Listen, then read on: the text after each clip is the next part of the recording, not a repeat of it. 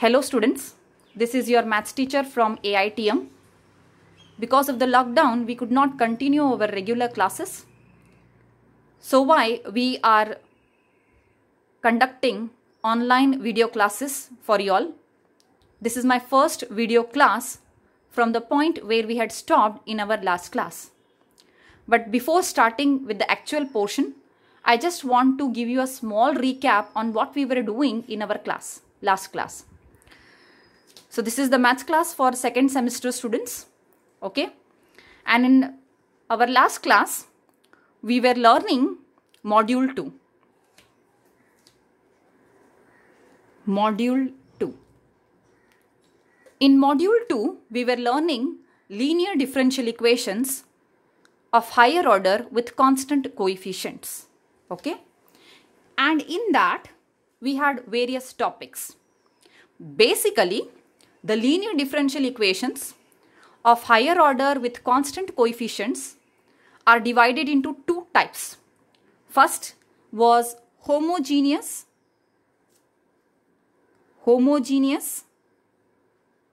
linear differential equations. I will write in short DE. I hope this is clear. Second was non-homogeneous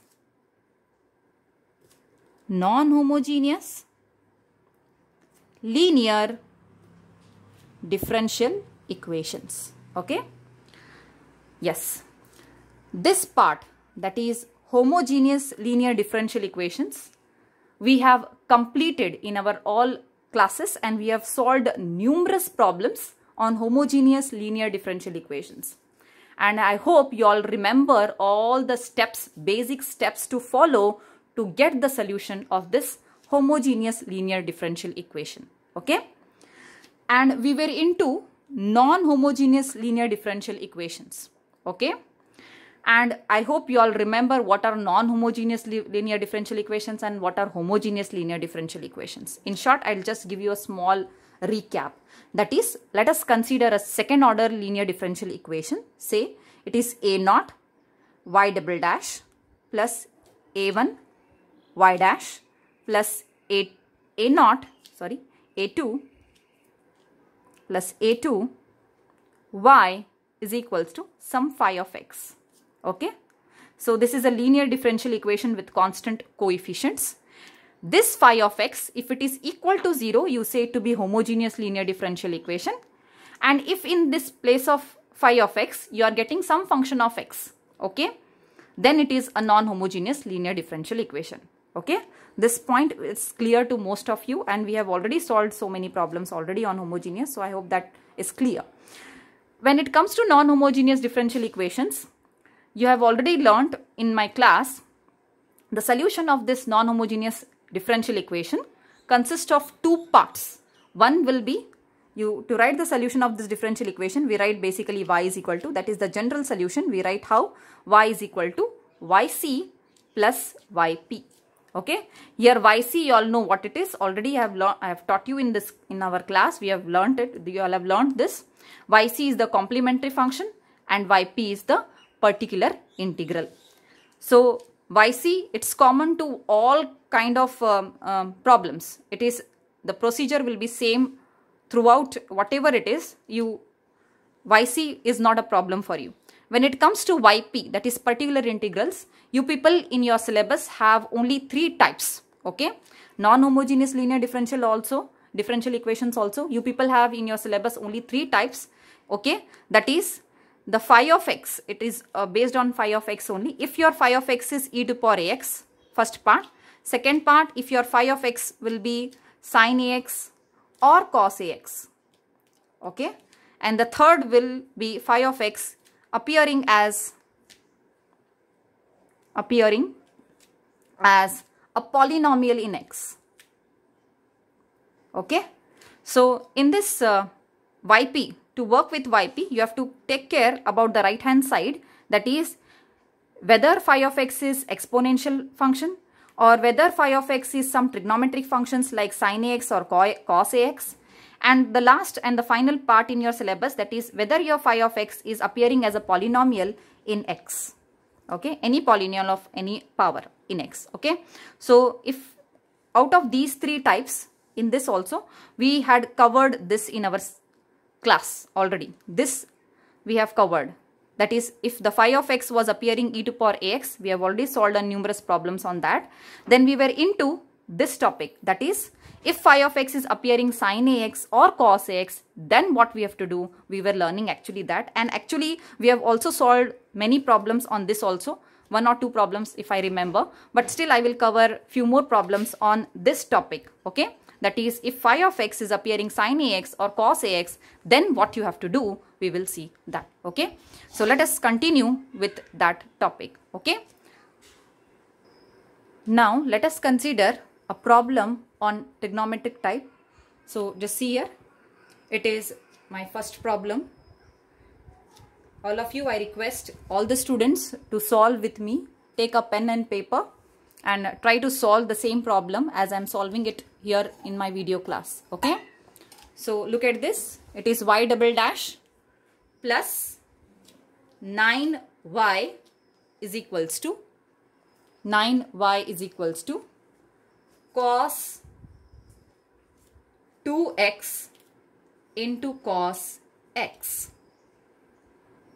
Is it clear to everyone? Yes, it is y double dash plus 9y is equal to cos 2x into cos x.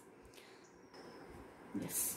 What do you mean by this y double dash? It is nothing but d square y by dx square. So it is d square y by dx square plus 9y is equals to cos 2x into cos x. Is it? Now here you replace every d by dx. You replace every d by dx by capital D.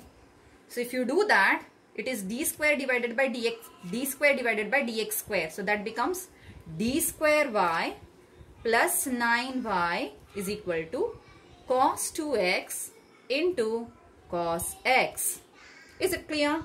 Yes. Now you can take this y outside the both of the terms, taking your bracket like this. It is d square plus 9, take a bracket, of y is equal to cos 2x into cos x. Is it? Now the next step should be what? You should write the auxiliary equation for this. Okay. To write the auxiliary equation, you are going to consider only the bracket. Leave this y.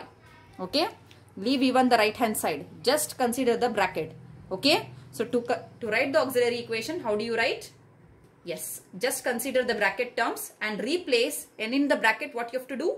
You are going to replace every d by small m. Okay. So d square it is. So it becomes m square. You are replacing every d by m. So it becomes m square. There is no other d here. Plus 9. Leave this y. Don't consider the y and don't even consider the right hand side. Just directly equate it to 0. You are going to see the bracket. Replace every d by m and equate it to 0. This is the rule to write the auxiliary equation. Once this is done, you are going to work for the roots of m from this equation. Okay. So your m square will be equal to minus 9. Is it? Yes. So what will be m then? It will be plus or minus root of minus 9. Or this is equal to plus or minus root of 9 into minus 1. Is it?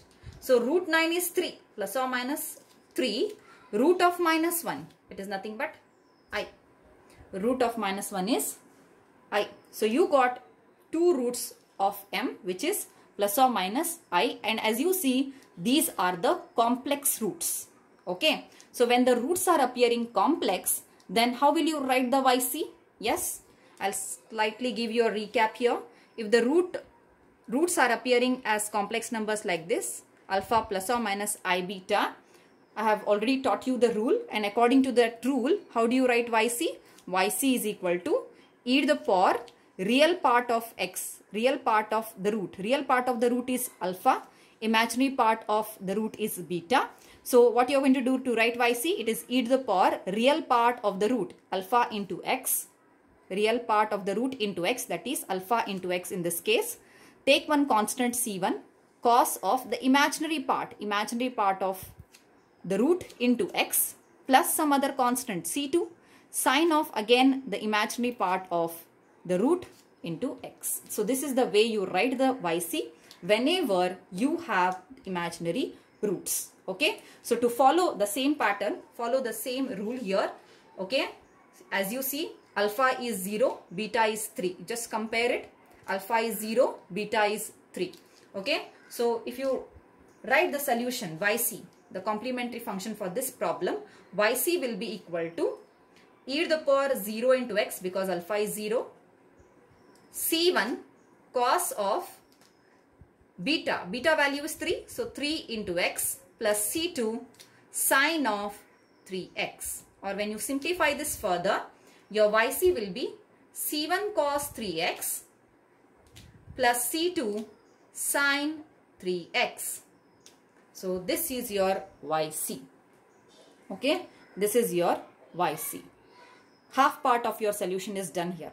Now we'll go for the particular solution, pi of this problem. Okay, to work for pi, yes, pi, that is, you represent it as yp is equals to, yes, to write this yp, I have already explained this in class. What you're going to do, you're going to see this equation. Look at this.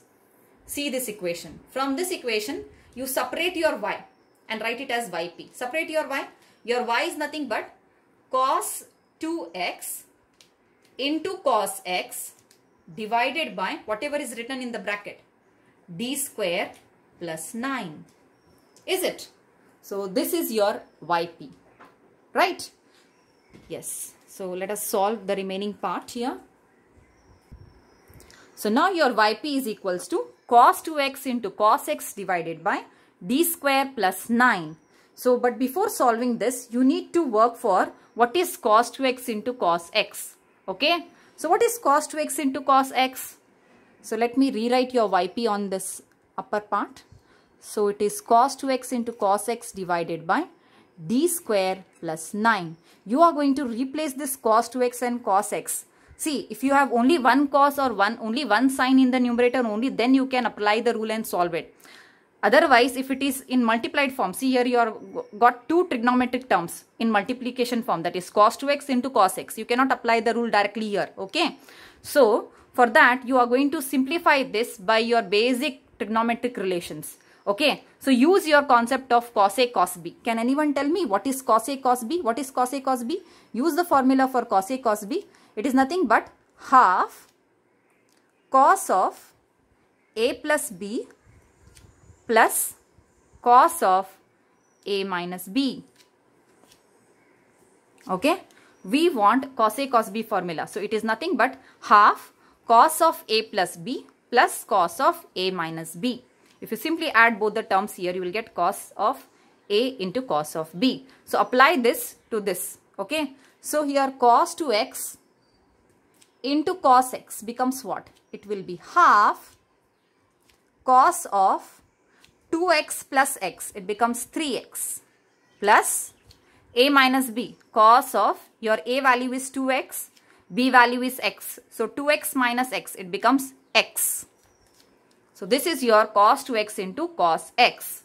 Let us substitute the value of cos 2x into cos x over here. So your yp now becomes half cos 3x plus cos x over d square plus 9. Is it? Now we will separate both the terms in yp. So let us write it again. So it is half. So you can write it as cos 3x divided by d square plus 9 plus cos x divided by d square plus 9. Is it? Yes. Now for instance, I'm going to call this as, because I've got two terms, I'm going to take them separately and solve it. Okay. So let us call this as P1 and let us call this as P2. So I'll write my yp as half P1 plus P2, where P1 is cos 3x divided by d square plus 9. Now how do you solve this? Yes, there is one rule. What is that rule? Yes, whenever you are having cos ax or sin ax in the numerator divided by some function of d in the denominator, then what you do? You replace, this is the rule, right? replace every d square in the denominator by minus a square. Here the value for a is nothing but, it is nothing but the coefficient of x written in the numerator. Now you see the coefficient of x in the numerator. What is it? It is 3. So value for a is 3. So d square must be replaced as minus of 3 square. Is it? So minus of 3 square. It is not minus 3 the whole square. That is different. Here it is minus a square. So it is minus 3 square. That equals minus 9. Right? So but you see in the denominator you are having d square plus 9. So it becomes what? Minus 9 plus 9. So it means what? If you replace d square by minus 9, the denominator, then I am denoting denominator as dr. Denominator dr is turning 0. Right? If you replace d square by minus 9, it becomes minus 9 plus 9. So why? Your denominator is turning 0. And when this is happening, I have already taught you a rule. What you have to do? Yes. Your P1 should be, yes, the rule says what? Whenever the denominator dr is turning 0, then you write one x in the numerator. Yes. Write the numerator as it is. That is cos 3x. Write it as it is. And what you have to do something in the denominator? What you have to do? Yes. You have to differentiate the denominator with respect to d. Okay, if you differentiate the denominator with respect to d, what it becomes? It becomes derivative of d square with respect to d becomes 2d plus 9. Derivative of 9 is 0 because it is constant. So, and please remember one more important point. You are going to write this x apart from this cos 3x because this d will only operate on cos 3x, not on this x. So, please write it separately in the numerator. So your P1 is equals to, I'll take this 2 constant x divided by 2, and you know what is 1 by d. 1 by d is nothing but integration. So this will be integration cos 3x dx. And what is integration of cos 3x? It is nothing but sin 3x divided by 2. Okay. So now you need not write any arbitrary constant here because we are working for particular integrals, and you must remember in particular integrals there won't appear any arbitrary constants. Okay. So you have P1 is equals to, divided by 3 here, sorry. Okay. X sin 3x divided by 6. So this is your P1. Similarly, let us work on P2. Your P2 is, so I'll write here P2 is equals to, your P2 is cos x divided by d square plus 9. So P2 is cos x divided by d square plus 9. Now here also you have a trigonometric function and a function of f of d in the denominator. To solve for this, again you have to apply the same rule, which is replace d square by minus a square. And what is that a here? It is nothing but the coefficient of x written in the numerator. As you see, the coefficient of x in the numerator is 1. So it becomes what? D square must be replaced by minus 1 square, which is minus 1. So if you do that, your P2 will be cos x divided by, look at d square here. You are writing d square as minus 1 plus 9. Minus 1 plus 9. So that is cos x divided by 8. So you are done with P2 also. You are done with P1 also, right? Yes. Now we have to write our YP. So our YP will be, it is half P1 plus P2 actually. So your P1 value, substitute it here. What is P1? It is x sin 3x divided by 6 plus P2, it is cos x divided by 8. Is it? Now write the general solution, GS, not the general secretary, it is general solution. Y is equal to YC plus YP. Your YC is, yes, if anyone remembers it, it is C1 cos 3x plus C2 sin 3x, because we had got the complex roots. This is your one part YC. Now we'll substitute for YP, which is half x sin 3x divided by 6 plus cos x divided by 8. So this is your complete solution for this problem. Okay. I hope you all have understood this. And if you have any doubts, you can always ask me in our WhatsApp group. Okay. Yes. With this, I want to again continue with one more problem on this trigonometric part. Okay, so let us see one more problem, and while solving that, I will be go little faster. I hope the steps were very clear, and if you have any doubts, please let me know in my WhatsApp group. Okay. Yes. One more problem I will solve in my next session because the length of the video is going too long. So let us solve one more problem in my next session. So please do follow my next section for the next problem. Thank you.